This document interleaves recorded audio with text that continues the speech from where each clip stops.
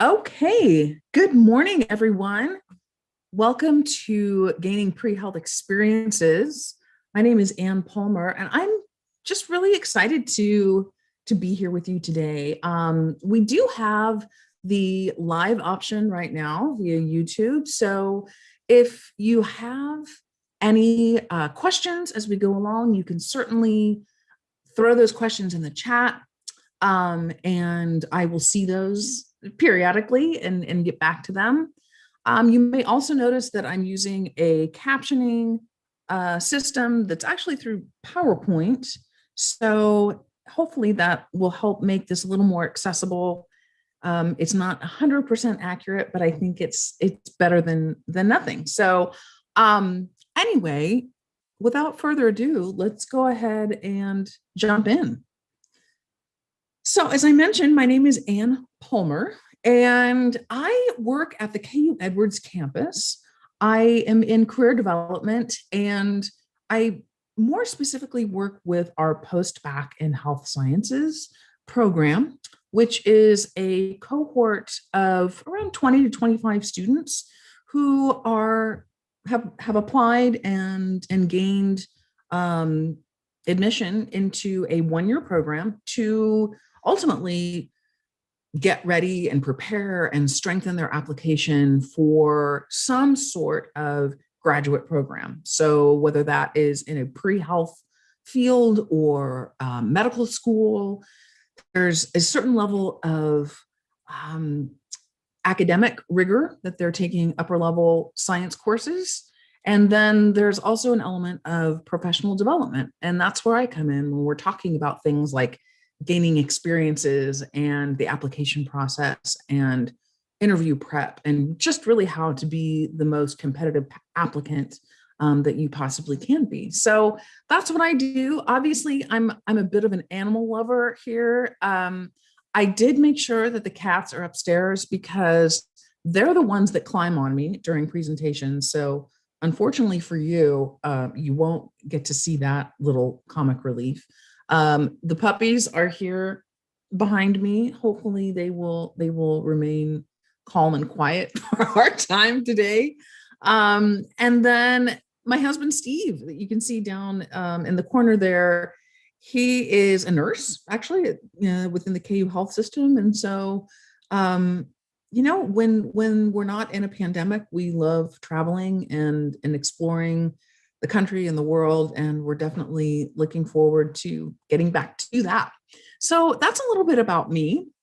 What we're looking at today, gaining experiences, we know that for any pre-health student, just simply going to class and getting good grades is not enough. It's not enough to make you a holistically rounded, well-rounded applicant. And so we're going to talk about some of the aspects of outside of your GPA and outside of your MCAT or DAT or OAT scores, what that looks like, and clearly define what those different experiences are, because it can be a little bit confusing.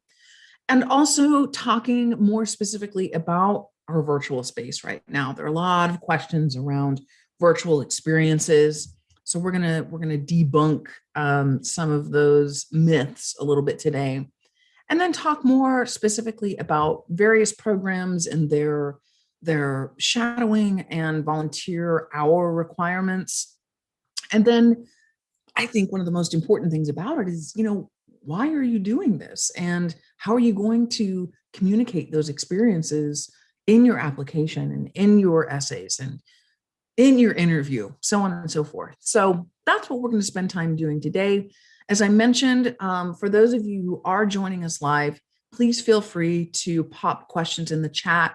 I will stop periodically and have a look, and definitely save some space at the end for you to ask any questions that you have. All right, so let's kind of start here with these very general and generic applicant buckets that I like to refer to. And we see up here at the top, we're talking about some nuts and bolts figures, right? Cumulative GPA, your science GPA, and then also whatever your entrance exam score ends up being. So there's, that's very black and white in terms of numbers on the page, and your transcripts and all of those wonderful things that you're preparing for academically.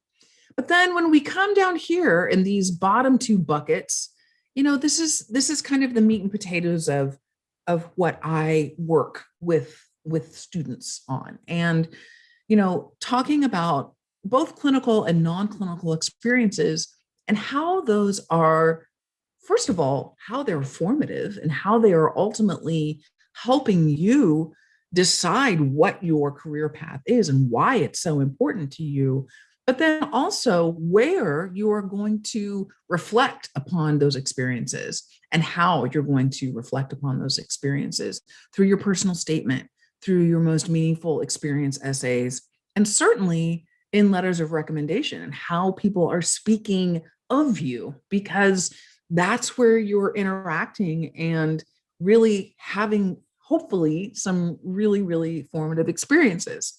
So let's kind of provide some clearer definitions of what this looks like. So when we're looking at paid opportunities, things that are more clinically based and more hands-on patient experience, we're going to look at things like you see over here, a phlebotomist, scribe, EMT. These are all things that typically require some sort of certification or extra training hours for you to gain before you can actually get a job in one of those areas. And they are typically, though, and when I say job, and I mean a paid experience job, it's a kind of a great way to double dip, right?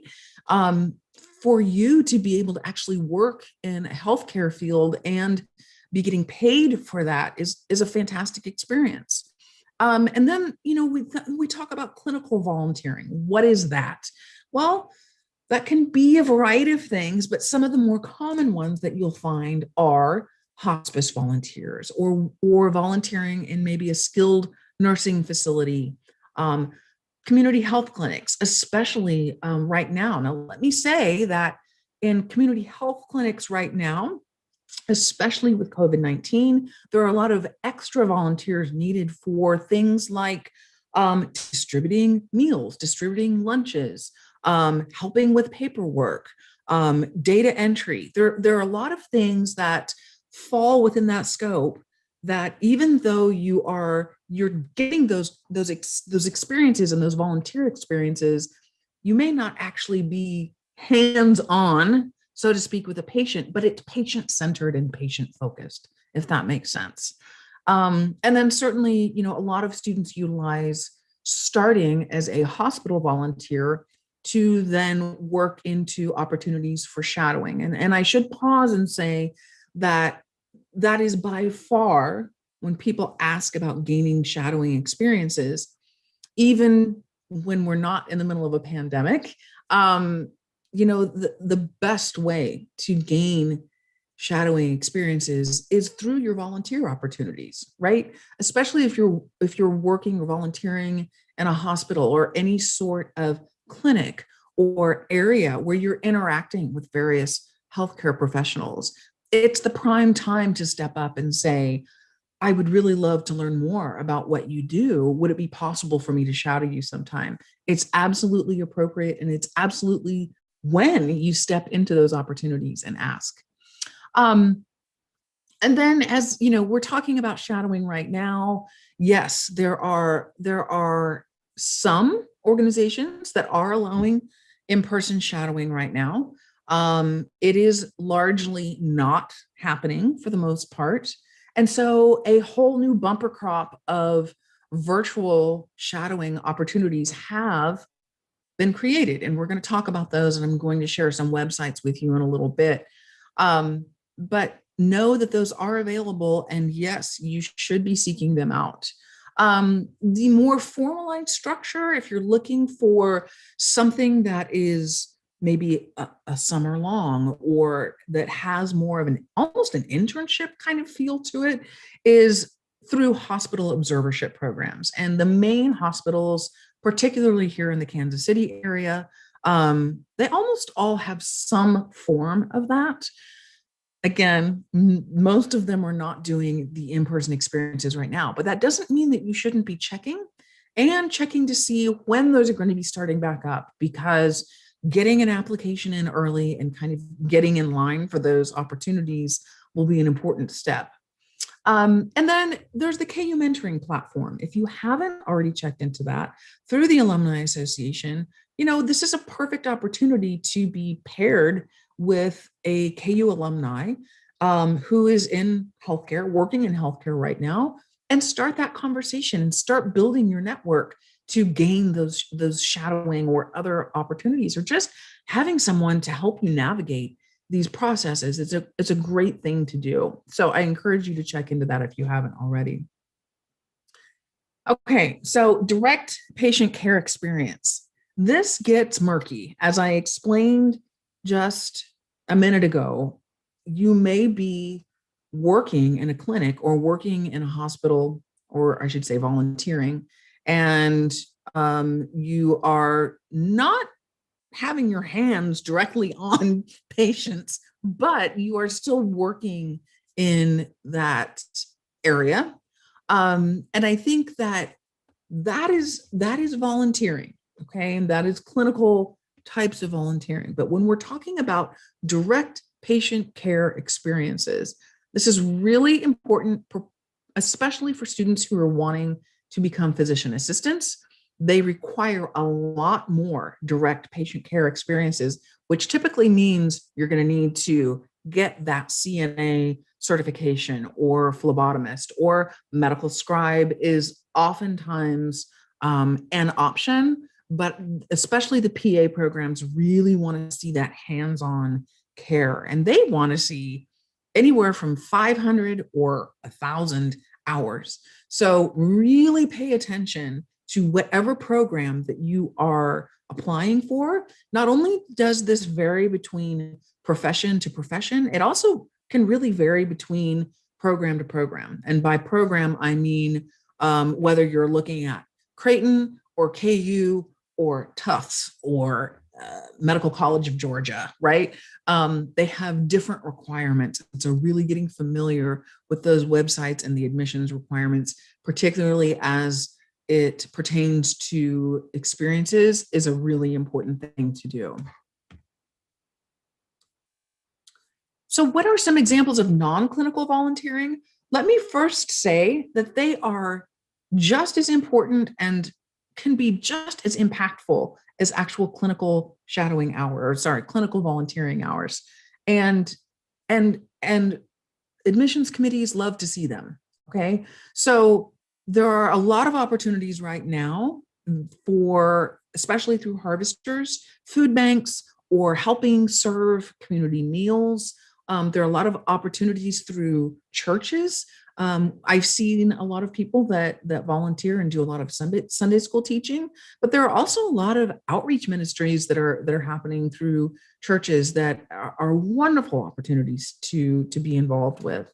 Habitat for Humanity is another big one, or a place like Sleepyhead Beds, that is an organization that helps people that don't have beds, mattresses, actually get them. And so again, it doesn't have to just be a clinical volunteering setting. You're getting a lot of interaction and getting really, really keen insight on patients' lives and experiences by volunteering in some of these other settings. And they're just as important to do. So I mentioned before virtual shadowing, and there have been a lot of questions, and certainly over the last year, I think we've just had to figure out virtual spaces in a much different way than we knew of a year ago. And so I listed several of the virtual shadowing websites that are available now.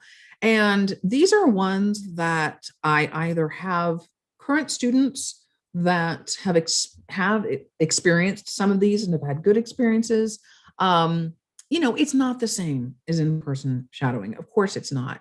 But I think the biggest thing to remember is that admissions committees want to see that you're still working on it. You're still trying, you're still moving forward, right? It's that forward momentum and that upward trajectory that you're continuing to work on these things. They know it's hard. They know that you can't gain all of these experiences in person right now, but they want to see that you're still trying and that you're still putting yourself out there to learn. That's the biggest thing.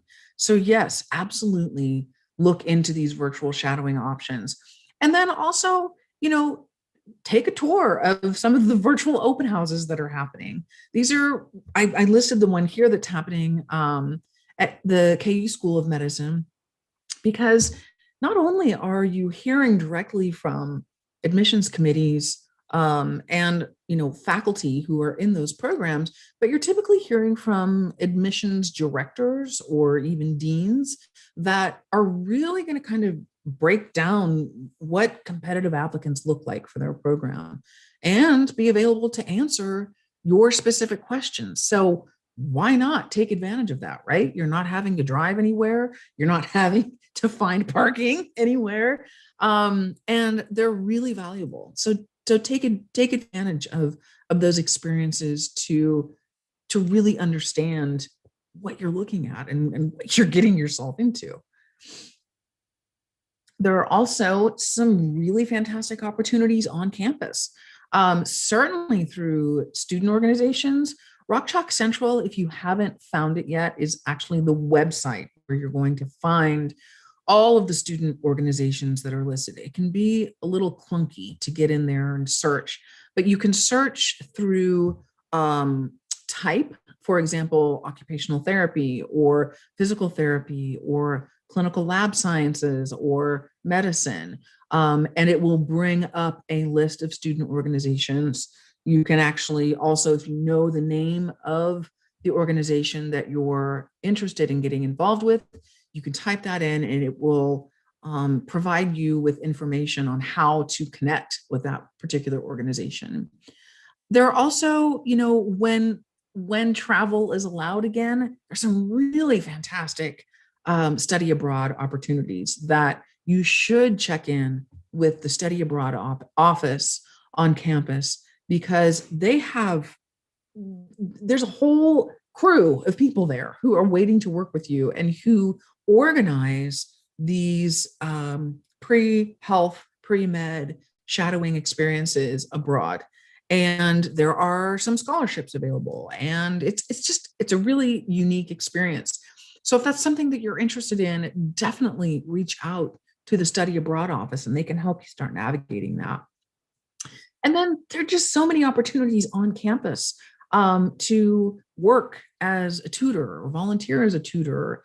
If you have work study, if you're eligible for work study, you can actually get paid for doing a lot of these things. And pre-health ambassadors is another wonderful group.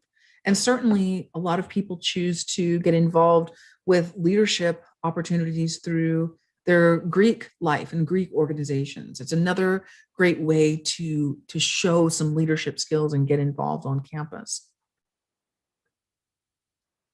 Ultimately, this is about your experiences and what makes you you.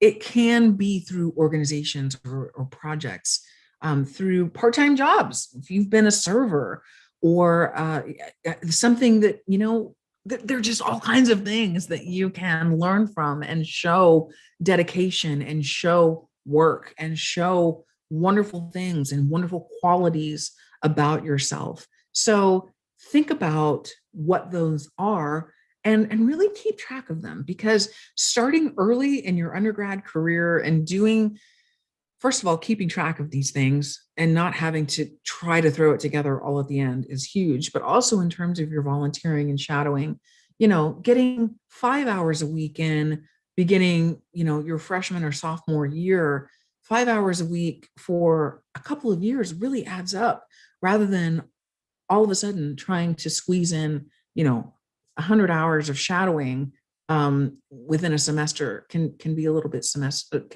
stressful.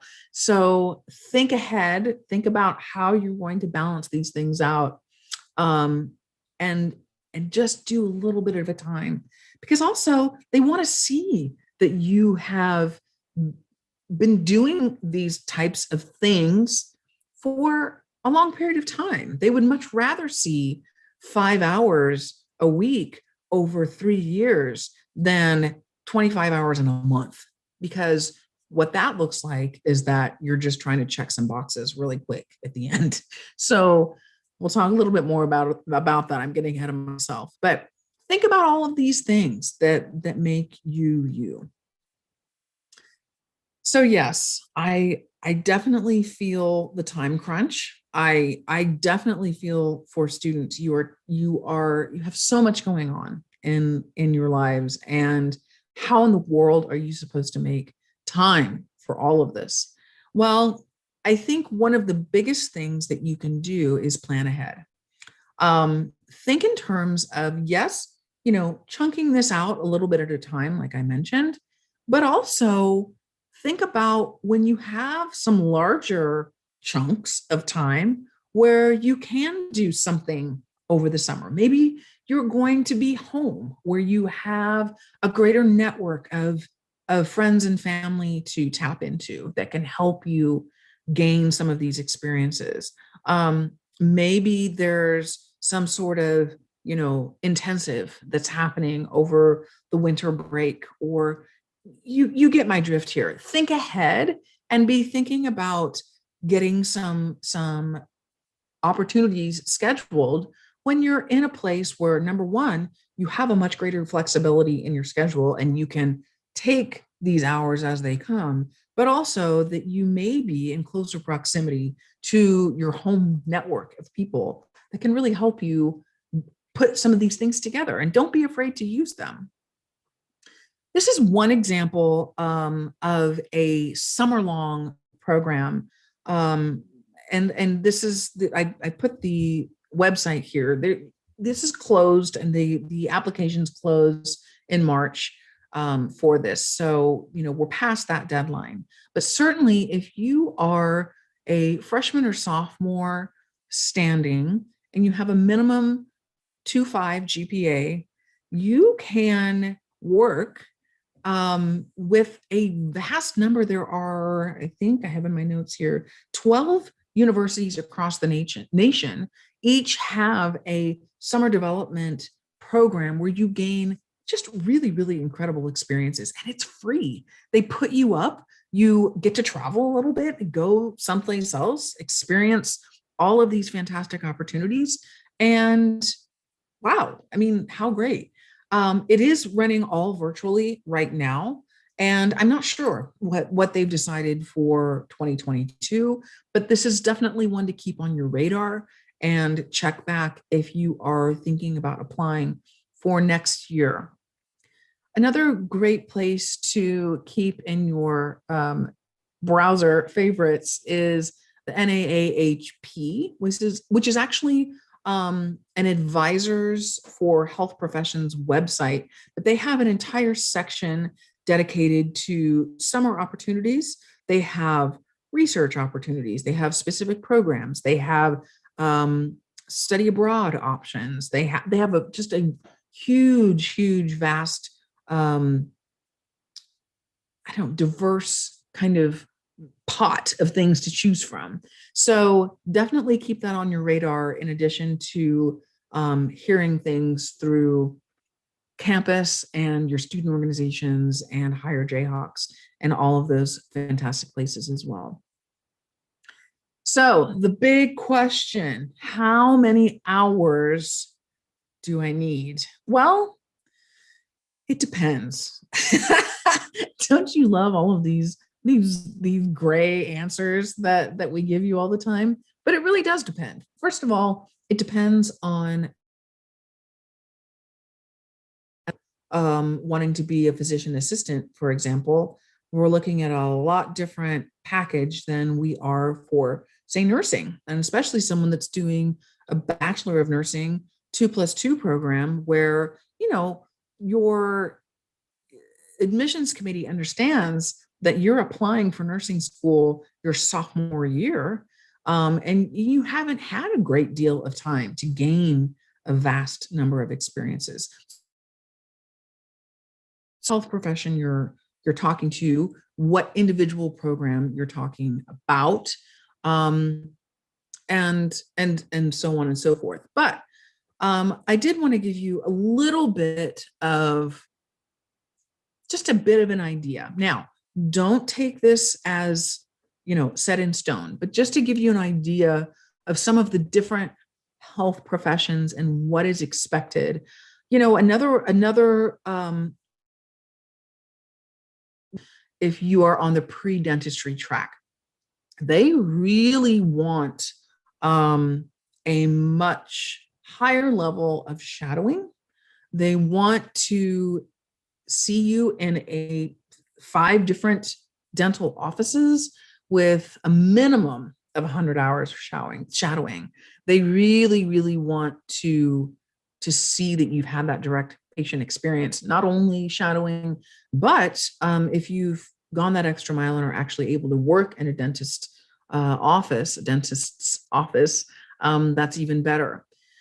Pre-medicine, for example, this is where we talk about, if you can think about having 4 or 5 hours per week for a year, that adds up really quickly.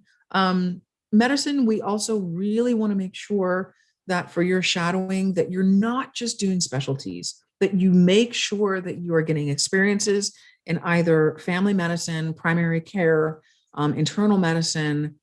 It's very, very important that students, even though you may in your mind have a goal of being a cardiothoracic surgeon, great, fantastic. You had an amazing experience shadowing a cardiothoracic surgeon, but admissions committees they tend to frown on that a bit when you come into an application or an interview saying you already have your mind made up before you've even been admitted into their program. Okay. So keep an open mind. The whole idea is to shadow people with different focuses so that you can get a broader understanding of the healthcare team, number one, but then that you yourself can figure out what works, what doesn't work for you, and where you feel that your strengths lie. And again, I mentioned the physician assistant, and then we talk about vet school. Some of the descriptions that you'll see on their program pages are pretty vague, and it doesn't give you a specific number of hours. I would say, just generally speaking, all programs want to see that you've had some exposure so that you really have a sense of what a day in the life looks like. And if this really is, this is a huge investment of your time and energy and money and really lifelong learning for these professions. They want to make sure that it's a good fit. So, right. Why? Why? Other than looking good on an application, why do we have to do this? Great question. So this is, I don't know if you've seen this puzzle piece here. I think it's a great visual when we talk about the competitive applicant, that this is really more specifically for medical school, but I think it ultimately speaks to any health profession. And these are all of the things that you should be gaining in order to move forward in a career in health professions. So certainly they want to see that you have a strong GPA. They want to see that you are able to handle the rigor of upper level science courses, because guess what? Medical school is tough. And if you're having a hard time now, the level of information that's going to be coming at you is going to be like drinking from a fire hose. And if you're not prepared for that, it could be really detrimental. But look at all of these other